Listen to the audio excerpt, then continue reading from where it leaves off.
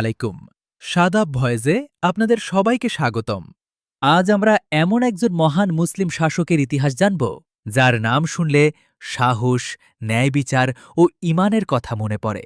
তিনি ছিলেন সুলতান সালাহউদ্দিন আইয়ুবী রহমাতুল্লাহি আলাইহ। তিনি শুধু একজন বীর সেনাপতি ছিলেন না, ছিলেন একজন দয়ালু, ন্যায়পরায়ণ এবং আল্লাহভীরু শাসক। তার নেতৃত্বে মুসলিমরা বহু বছর পর পবিত্র জেরুজালেম বাইতুল মুকাদ্দাস পুনরুদ্ধার করতে সক্ষম হয়। কিন্তু কিভাবে তিনি এত বড় নেতা হয়ে উঠলেন? কিভাবে তিনি ইতিহাসের গতিপথ বদলে দিলেন? চলুন জেনে নেওয়া যাক।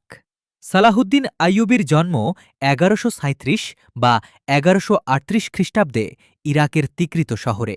তার পুরো নাম ছিল ইউসুফ ইবনে আইয়ুব। ছোটবেলা থেকেই তিনি ছিলেন শান্ত, বিনয়ী ও জ্ঞান পিপাসু। তিনি কুরআন, হাদিস, ইসলামী আইন, আরবি ভাষা এবং যুদ্ধকৌশল শিক্ষা লাভ করেন। তার পরিবার ইসলামের সেবা ও ন্যায় প্রতিষ্ঠার জন্য পরিচিত ছিল। সে সময় মুসলিম বিশ্ব নানা ছোট ছোট রাষ্ট্রে বিভক্ত ছিল। অন্যদিকে ক্রুসেডাররা জেরুজালেম দখল করে রেখেছিল। সালাহুদ্দিন প্রথমে মিশরে গুরুত্বপূর্ণ দায়িত্ব পালন করেন। নিজের সততা, দক্ষতা এবং আল্লাহর উপর ভরসার কারণে খুব অল্প সময়েই তিনি মানুষের আস্থা অর্জন করেন। এরপর তিনি মিশর ও সিরিয়াকে একত্রিত করেন। এটাই ছিল তার সবচেয়ে বড় সাফল্যগুলোর একটি। সালাহুদ্দিন জানতেন মুসলিমদের ঐক্য ছাড়া বিজয় সম্ভব নয়। তাই তিনি বছরের পর বছর সেনাবাহিনীকে প্রস্তুত করেন। সৈন্যদের শুধু যুদ্ধ নয়, ইসলামের আদর্শ শিক্ষা দিতেন। তিনি বলতেন, আল্লাহর সাহায্য ছাড়া কোনো বিজয় সম্ভব নয়। এই কথাই তার বাহিনীর মনোবল বাড়িয়ে দিত।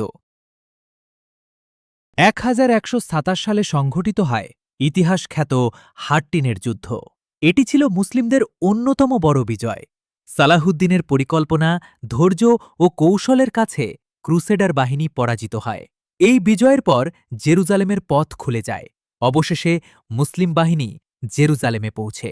সালাহুদ্দিন শহরে প্রবেশ করার পর প্রতিশোধ নেননি, বরং তিনি সাধারণ মানুষের জীবন ও সম্পদের নিরাপত্তা নিশ্চিত করেন। অনেক খ্রিস্টান ও অন্যান্য ধর্মাবলম্বীকেও নিরাপদে শহর ছেড়ে যাওয়ার সুযোগ দেন। তার এই মহানুভবতা বিশ্ব ইতিহাসে আজও প্রশংসিত। সালাহুদ্দিন আইয়ুবীর জীবন আমাদের শেখায়, ঈমান ও তাকওয়া মানুষকে সত্যিকারের শক্তিশালী করে। মুসলিমদের ঐক্য বড় বিজয়ের পথ তৈরি করে।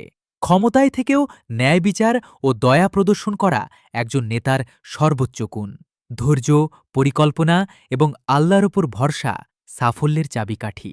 বন্ধুরা, সালাহুদ্দিন আইয়ুবী রহমাতুল্লাহি আলাইহি শুধু একজন বিজয়ী সেনাপতি ছিলেন না, তিনি ছিলেন চরিত্র, ন্যায় বিচার এবং মানবতার এক উজ্জ্বল উদাহরণ। ভিডিওটি ভালো লাগলে লাইক দিন, শেয়ার করুন এবং ইসলামিক ইতিহাস ভিত্তিক আরও ভিডিও পেতে আমাদের চ্যানেলটি সাবস্ক্রাইব করুন। আসসালামু আলাইকুম ওয়া রাহমাতুল্লাহি ওয়া বারাকাতুহু।